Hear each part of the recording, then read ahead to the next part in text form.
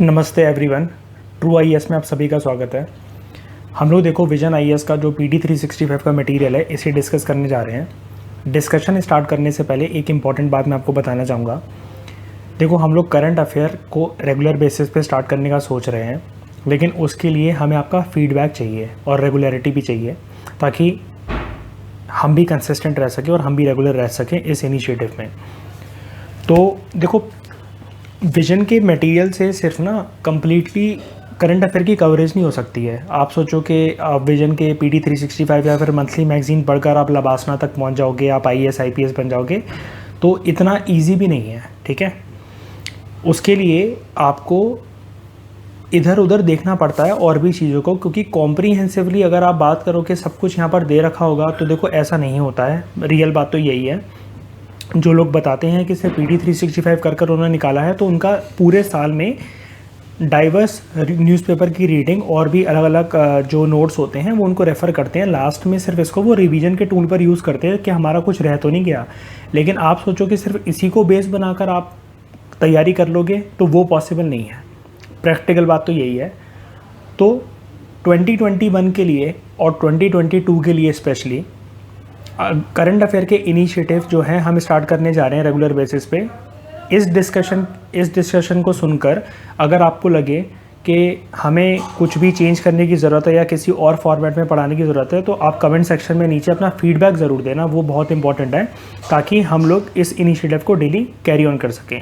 तो बिना time waste करे अब हम लोग स्टार्ट करते हैं अपना पहला टॉपिक। सबसे पहला आर्टिकल जो हमें डिस्कस करना है वो हमें डिस्कस करना है लिंगराज टेम्पल के बारे में। न्यूज़ में क्या था, क्यों था, कंटेक्स्ट क्या है। तो ओडिशा की गवर्नमेंट ने हाल ही में अभी ये बोला है कि वो लिंगराज टेम्पल को एक नया रूप देने जा रहे हैं।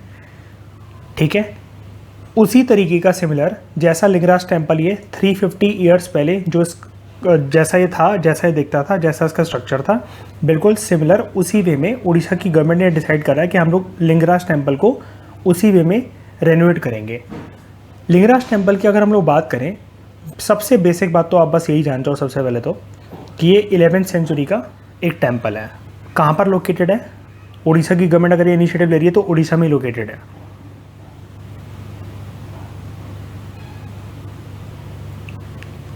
आप यहाँ पर देखो, कुछ इस तरीके का दिखता है लिंगराज टेम्पल।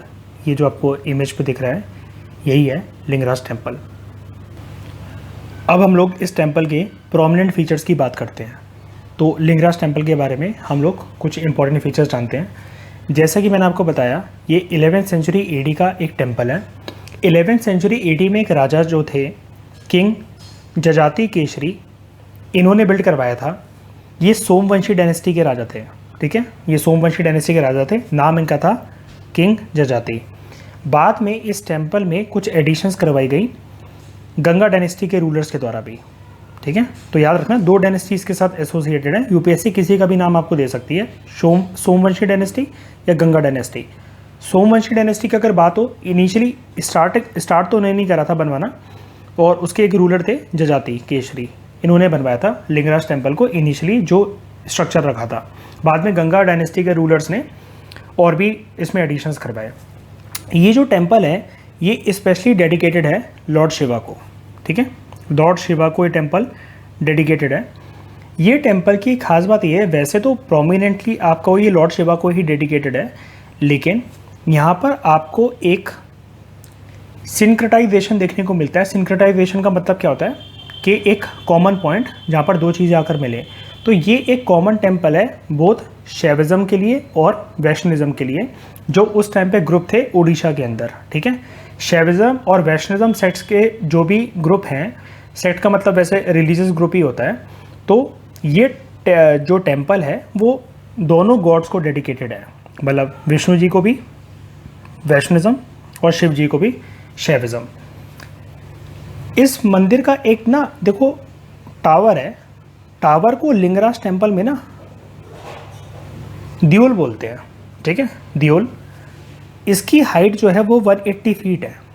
आप यहाँ पर देखो, ये देखो, अब पहले इसको जूम करके दिखाता हूँ मैं। हाँ, ये देखो। ठीक है, ये इसकी हाइट है 180 फीट तक है इसकी हाइट। लिंगराज टेम्पल की, मतलब इसका जो ये टावर है इसकी 180 फीट हाइट है। तो देखो हमें राइटर बताना एक्चुअली इस पॉइंट से ये चाह रहा है कि इसके टावर की, इसके देवल की 180 फीट हाइट होने के कारण जो Kalinga school of temple architecture जो स्टार्ट हुआ था ना ओडिशा के शहर भुवनेश्वर में, तो कलिंगा स्कूल मतलब मान लो कि हम लोग मान लेते हैं कि 10th AD में स्टार्ट हुआ बनना, मतलब छोटे छोटे स्ट्रक्चर बनते थे, कुछ टेम्पल बनते थे, ठीक है, ये बनते थे।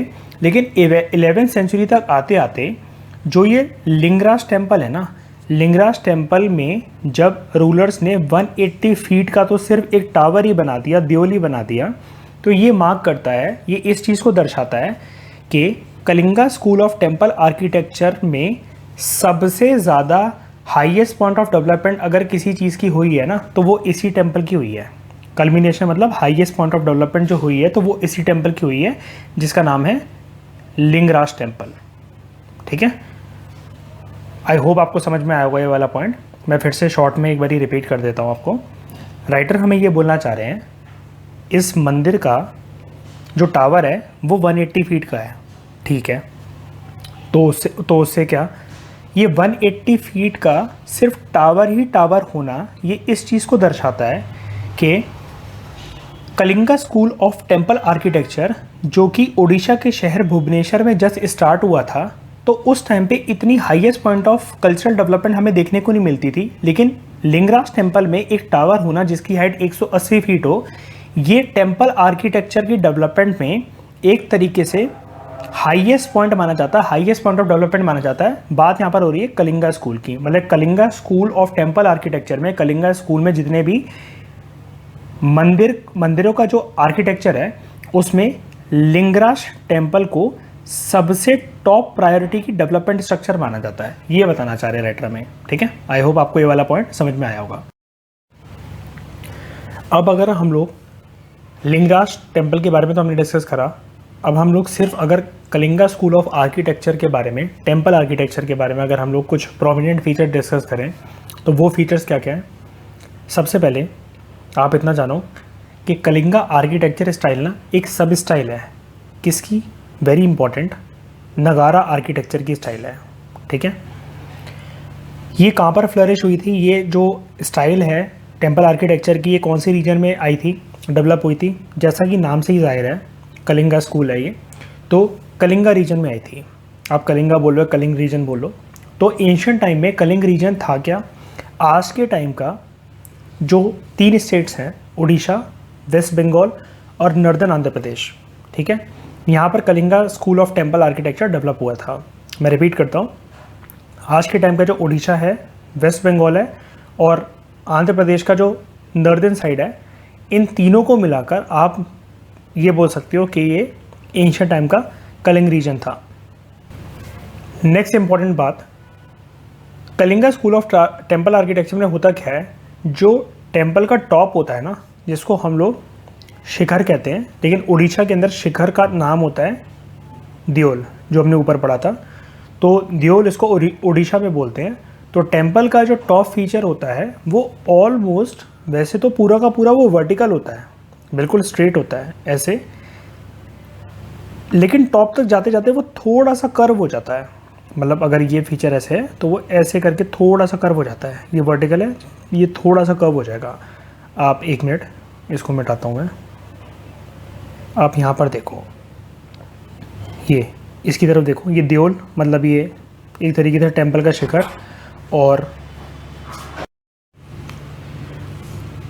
एक बारी आप ऊपर देखो यहाँ पर टेम्पल की तरफ देखो, ये जो है ना इतना स्ट्रक्चर, ये शिखर है टेम्पल का टॉप।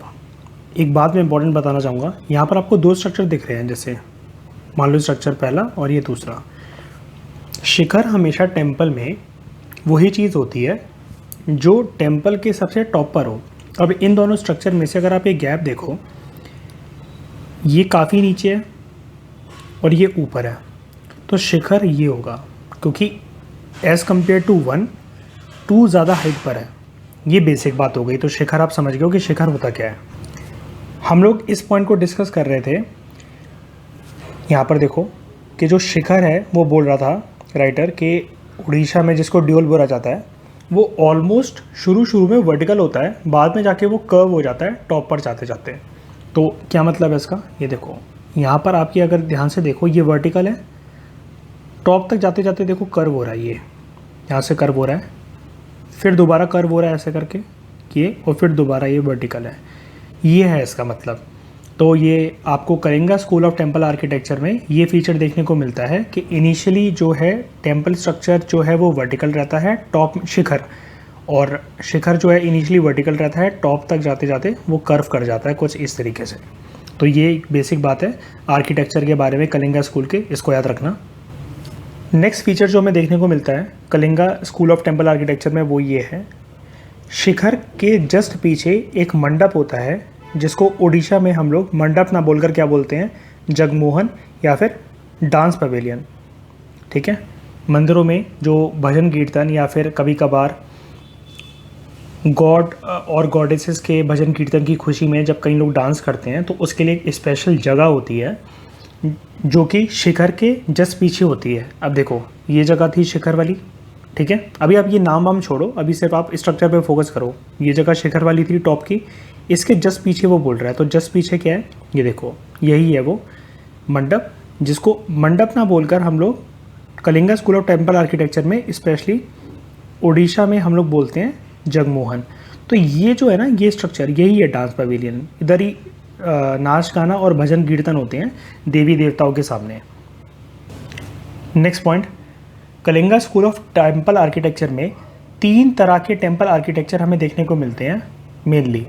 एक जैसे कि हमने डिस्कस करा रेखा देओल, दूसरा पेदा देओल, तीसरा एक और होता है जिसको हम लोग कहते हैं, यहाँ पर देखो खकरा देओला, या खकरा देओल कह लो आप इसको, ठीक है। तो नंबर 1 रेखा देओल, ये Kalinga school of temple architecture के 3 तरीके के टेम्पल्स हैं जो हमें देखने को मिलते हैं इस स्कूल में, रेखा देओल, दूसरा पेदा देओल और तीसरा खकरा देओल। नेक्स्ट इंपॉर्टेंट बात, ये जो रेखा देओल और खगरा देओल होते हैं ना, यहाँ पर मेन देवी या देवता की मूर्ति रखी जाती है जिसको हम लोग कहते हैं सेंक्टम सेंक्टोरम। सेंक्टम सेंक्टोरम का मतलब यही होता है कि जहाँ पर मेन डीटी की जो मूर्ति है उसको रखा जाए, वो गॉड भी हो सकते हैं, वो गॉडेस भी हो सकती हैं, ठीक है। जबकि पेदा देओला में ये बाहर का एक डांसिंग हॉल होता है या फिर एक ऑफरिंग हॉल होता है, जैसे कि हमने डिस्कस करा। ये देखो ये जो पेदा देओल था ना, यही तो था डांसिंग हॉल जो हमने डिस्कस करा था। तो पेदा देओल जो है वहाँ पर तो डांसिंग और आउटिंग ऑफरिंग होती है, वो हॉल होता है, लेकिन जो रेखा देओल और जो खगरा देओल होते हैं वहाँ पर मेन डीटी को रखा जाता है और इसी को हम कहते हैं सेंक्टम सेंक्टोरम, ठीक है। 2 प्रोमिनेंट एग्जाम्पल्स की अगर हम लोग बात करें जो कलिंगा आर्किटेक्चर में हमें देखने को मिलता है, एक है राजा रानी टेम्पल जो कि भुवनेश्वर में लोकेटेड है। तो देखो ये जो आपको टेम्पल दिख रहा है यही है राजा रानी टेम्पल, ठीक है। दूसरा फेमस टेम्पल जो पुरी के अंदर लोकेटेड है, आपने इसका नाम सुना होगा, जगन्नाथ टेम्पल, यही है जगन्नाथ टेम्पल, ठीक है। तो ये 2 फेमस टेम्पल हैं, राजा रानी टेम्पल और जगन्नाथ टेम्पल। ये किस चीज़ के एग्जाम्पल हैं, ये एग्जाम्पल हैं Kalinga school of temple architecture के एग्जाम्पल हैं ये, ठीक है। आगे बढ़ने से पहले Kalinga school of temple architecture के जो फीचर्स होते हैं ना, आप इसको एक बार ही देख लो, असेंडिंग डिसेंडिंग ऑर्डर में यूपीएससी इनको लगवा सकता है। तो सबसे ऊपर से स्टार्ट करते हैं। सबसे ऊपर आपको देखिएगा रेखा देओल, उसके नीचे ये होता है कलश, ये कलश, फिर इतना जो पार्ट है कलश के नीचे जो जहाँ से स्ट्रक्चर कर्व हो रहा है और यहाँ तक इसके टॉप तक ये जो आ रहा है इसको हम लोग कहते हैं अमालक, ठीक है। उसके बाद आता है अमालक के नीचे भूमि, फिर अमाला और राहापागा। ये जो भूमि है, अमाला है और राहापागा है, इन तीनों को मिलकर हम लोग बोलते हैं Gandhi. Kalinga school of temple architecture में भूमि, अमाला और राहापागा को तीनों को मिलाकर बोला जाता है गांधी। एक और को जंगा, ठीक है। तो 4 हो गए, भूमि, अमाला, राहापागा और जंगा, इन चारों को मिलाकर बोला जाता है गांधी। जबकि दूसरा जो सबसे नीचे बेस के नीचे जो स्ट्रक्चर होता है, बिल्कुल जहाँ से आप एंट्री करते हो, मतलब एक तरीके से टेम्पल की ज़मीन मान लो उसे, उसको हम लोग बोलते हैं बाड़ा। बाड़ा के अंदर मेनली 3 स्ट्रक्चर होते हैं। जंगा के नीचे से शुरू होता है बाड़ा, ठीक है। तो इसमें एक होता है बरांदी, दूसरा होता है जंगा, यहाँ पर भी होता है, जंगा ऊपर भी था, जंगा यहाँ पर भी होता है, और फिर सबसे नीचे होता है पिस्ता। ये नाम आप मतलब सुनकर कुछ ऐसा नहीं है, अब जैसे आप यहाँ पर आप घंटा देखो तो आप सोचिए बजाने वाला घंटा है, ये पिस्ता है तो खाने वाला पिस्ता। अरे यार, ये टेम्पल आर्किटेक्चर के फीचर्स के नाम है ये। अब Kalinga school of temple architecture में अगर यही नाम यूज़ होते तो हम तो कुछ कर नहीं सकते ना, हमने तो रखे नहीं है भाई ये वाले नाम, है ना। सही बात है, आपने और मैंने तो रखे नहीं, हमें तो भाई एज इट इज़ याद करना है चीज़ों को। उसके बाद जो दूसरा स्ट्रक्चर होता है जिसको हम लोग कहते हैं पिता जगमोहन, जहाँ पर जो डांस हॉल या फिर प्रेयर हॉल होता है, ठीक है। ये बेसिक है, यहाँ पर आपको सिर्फ 2 स्ट्रक्चर देखने को मिलेंगे, एक मिलेगा सबसे ऊपर घंटा, दूसरा पिधा, ठीक है, घंटा और पिधा। तो ये हमने बात करी Kalinga school of temple architecture के कुछ प्रोमिनेंट फीचर्स के बारे में। असेंडिंग डिसेंडिंग ऑर्डर में आपको आ सकता है, तो एक बार आपने देख लिया काफ़ी है। इस लिंगराज टेम्पल को आप 4 हॉल्स में डिवाइड कर सकते हो। एक गर्भगृह, जहाँ पर मैंने आपको बताया मेन देवी या देवता की मूर्ति रखी जाती है। यज्ञ मंडप, जहाँ पर ये ऐसा हॉल होता है जहाँ पर आप प्रेयर करते हो। नाट्य मंडप, जहाँ पर डांस और म्यूजिक हॉल होता है। और भोग मंडप, जहाँ पर आप प्रसाद ऑफर करते हो देवी या फिर देवता को, ठीक है। तो ये तो हो गए इसके 4 हॉल्स, ये इजी हैं, इसमें तो कुछ दिक्कत नहीं है। उसके बाद एक बहुत बेसिक बात बोली जा रही है कि मंदिरों की दीवारों पर आपको कुछ ऐसी कार्विंग्स देखने को मिलती हैं जो कि डेली लाइफ को दर्शाती हैं। ये एक एक्टिविटी सेंटर है, और ये मंदिरों की दीवारों पर ये जो डेली लाइफ की ये जो कार्विंग्स डिपिक्टेड हैं, कुछ एक्टिविटीज़ हो रही हैं, ऐसी कुछ जो कलाएँ वगैरह हैं जो मंदिर की दीवारों पे बन रखी हैं, वो इस मंदिर को एक सोशल और कल्चरल गैदरिंग का एक इम्पॉर्टेंट प्लेस बनाती हैं। तो आप देखो ये आपको मंदिर की कुछ कार्विंग्स जो हैं ये आपको दिख रही हैं, ठीक है, कैसे इस पे ये मूर्ति और ये सब जो हैं ये बन रखी हैं, ठीक है। तो ये हैं इसकी कार्विंग्स जो कि डेली लाइफ को या फिर डेली एक्टिविटीज़ को दर्शाती हैं। जैसे कि आप इसको देखो जूम करके,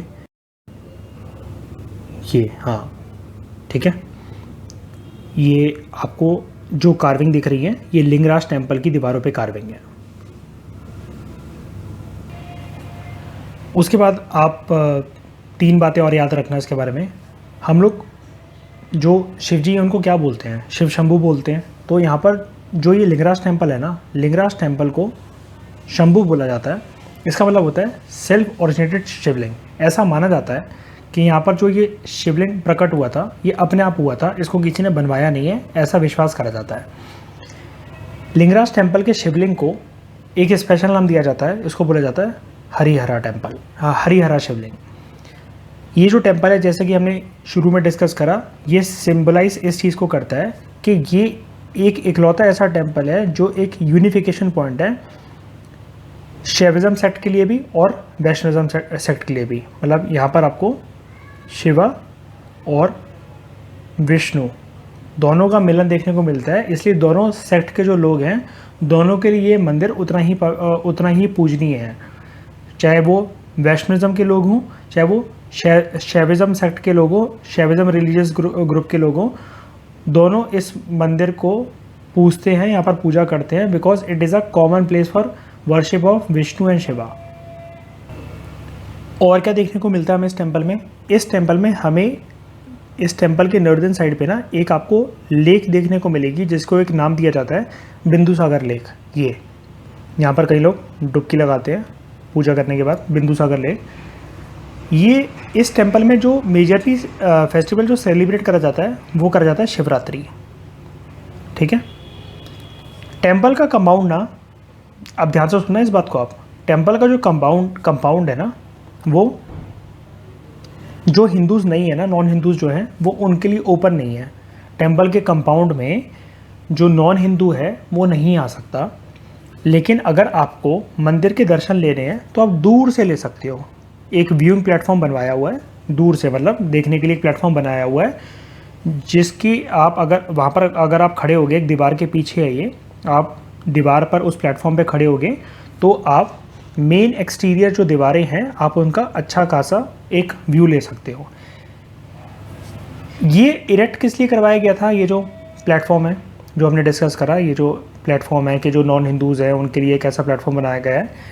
यहाँ पर देखो वाइसरॉय उस टाइम पे जो थे लॉर्ड कर्जन को ये मंदिर देखना था, लेकिन जैसा कि आप अभी मैंने आपको बताया नॉन हिंदूज़ के लिए तो ये अलाउड नहीं है ना। लॉर्ड कर्जन तो बाहर के यूरोपियन थे, तो इन्हीं के लिए ये सबसे पहले एक ऐसा प्लेटफॉर्म बनाया गया था कि लॉर्ड कर्जन यहाँ पर आएँ और इस प्लेटफॉर्म पर खड़े होकर मंदिर को देख सकें, क्योंकि टेम्पल के कंपाउंड में जो हिंदू नहीं है वो तो अलाउ ही नहीं है। ठीक है, तो ये तो रहे लॉर्ड कर्जन। ठीक है, और जो कंपाउंड जिसकी बात चल रही है ना, जो व्यूइंग एक तरीके से जो कंपाउंड है जहाँ पर वो खड़ा कर रखा है हमने इनके आने के लिए, जो प्लेटफॉर्म हमने बनवाया था कि नॉन हिंदूज़ भी इस मंदिर का दर्शन ले सकें, वो कुछ इस प्रकार से दिखता है और इसको लॉर्ड कर्जन प्लेटफॉर्म ही कहा जाता है। ये देखो ये कुछ इस तरीके का है। इस इमेज में अगर आप देखो ना, ये देखो ये है इसका प्लेटफॉर्म जो कि बनवाया गया था नॉन हिंदूज़ के व्यू के लिए, और यहाँ से आप लिंगराज टेम्पल के दर्शन ले सकते हो। ये यहाँ से खड़े होकर, मतलब अगर आप इधर की बालकनी में यहाँ पर खड़े हो जाओ तो आपको अच्छा खासा व्यू मिलेगा यहाँ पर। ठीक है, तो ये हमने पूरा आर्टिकल डिस्कस करा लिंगराज टेम्पल के बारे में। लेकिन रुक जाओ, 2 क्वेश्चन अटेम्प्ट कर लो आप इससे रिलेटेड। तो सबसे पहला क्वेश्चन जो है उसका आंसर देने की कोशिश करो, वीडियो को पॉज कर आप इस क्वेश्चन को पढ़ो। तो इस क्वेश्चन का करेक्ट आंसर है डी, सारी की सारी स्टेटमेंट ठीक है। हमने पढ़ा था ये कंपाउंड जो है नॉन हिंदूज़ के लिए ओपन नहीं करा जाता है। ये एक टेम्पल को ऐसा प्लेस माना जाता है जहाँ पर शैविज़म और वैष्णविज़म जो है वो यूनाइट होते हैं, दोनों के सेक्ट जो है वो मिलते हैं, और ये बिल्ड करा गया था गंगा डायनेस्टी के रूलर्स के द्वारा।